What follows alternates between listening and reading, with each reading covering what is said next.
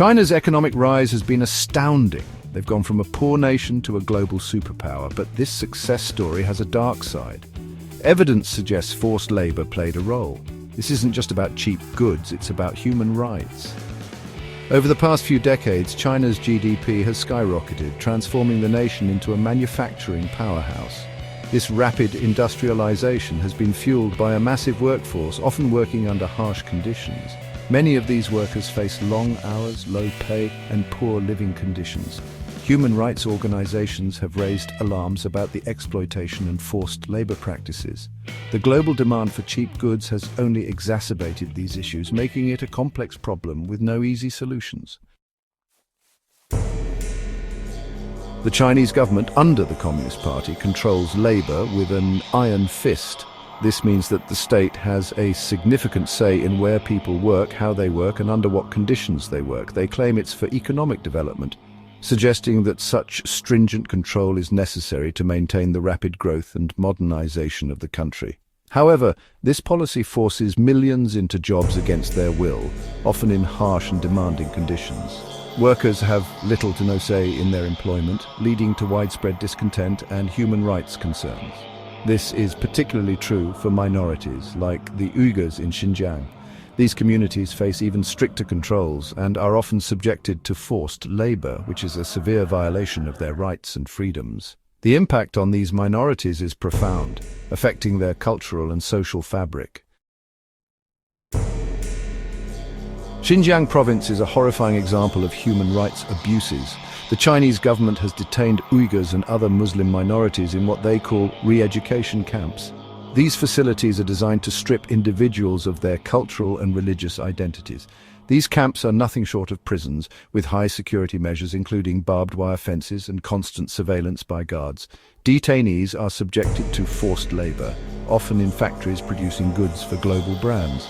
They work under harsh conditions, with little to no pay, and are coerced into these laborious tasks as part of their so-called re-education.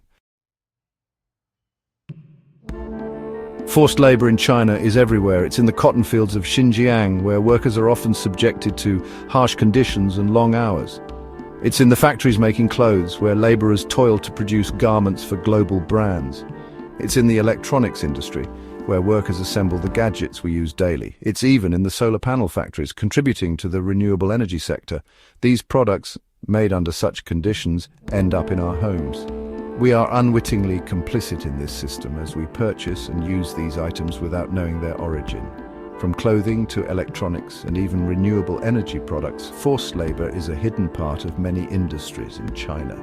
It's crucial to be aware of this issue and make informed choices to help combat forced labor.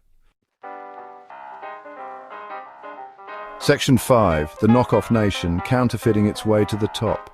China is also notorious for knockoffs. The country has built a reputation for producing counterfeit goods that mimic almost every product imaginable. They make cheap imitations of, well, everything from luxury handbags and designer clothing to electronics and even pharmaceuticals.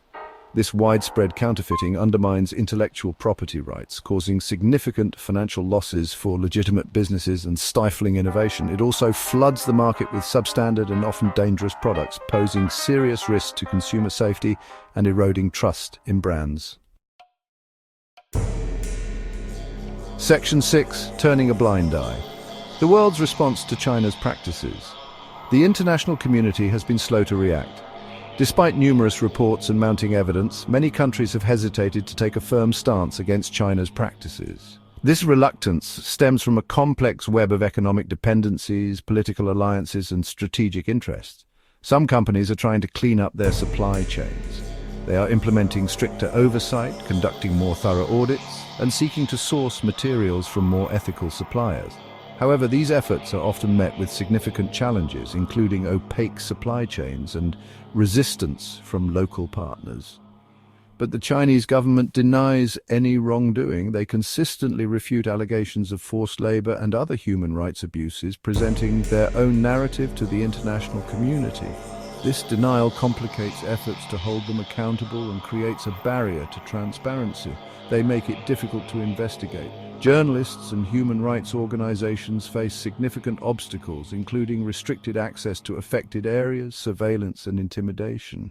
These tactics effectively hinder independent verification of the conditions on the ground, making it challenging to gather irrefutable evidence. Section 7. The price of cheap goods, the human cost of unethical practices. We love a bargain, but that cheap t-shirt or phone might come at a terrible cost. Behind the low prices, there are often stories of exploitation and suffering. Factories in some parts of the world operate under harsh conditions, with workers enduring long hours, minimal pay, and unsafe environments. The appeal of cheap goods is undeniable. We all want to save money and get the best deal possible.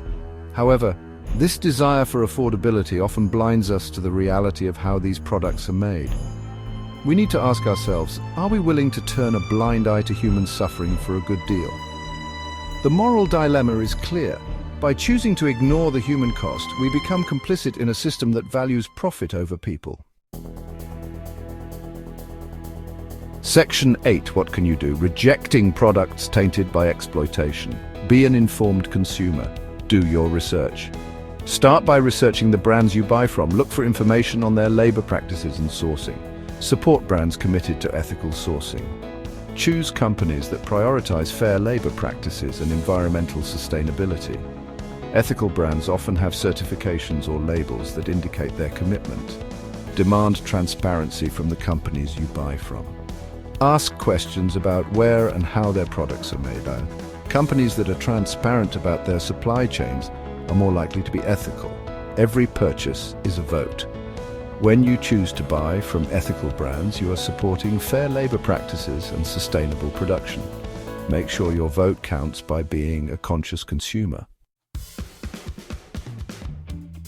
Section 9. Stay informed, stay engaged. The fight for ethical supply chains. This isn't just about China. Forced labor is a pervasive issue that exists globally, affecting millions of workers in various industries. We need to stay informed and engaged. It's crucial to understand the depth of this problem and how it impacts human lives. By staying informed, we can make conscious decisions and take meaningful actions. Pressure governments and corporations. Demand better. Our collective voice can drive change and hold those in power accountable. Human rights are not negotiable. Every individual deserves to work in conditions that respect their dignity and rights. We must advocate for ethical supply chains and support initiatives that promote fair labor practices. Education and awareness are key. By educating ourselves and others, we can build a more just and equitable world.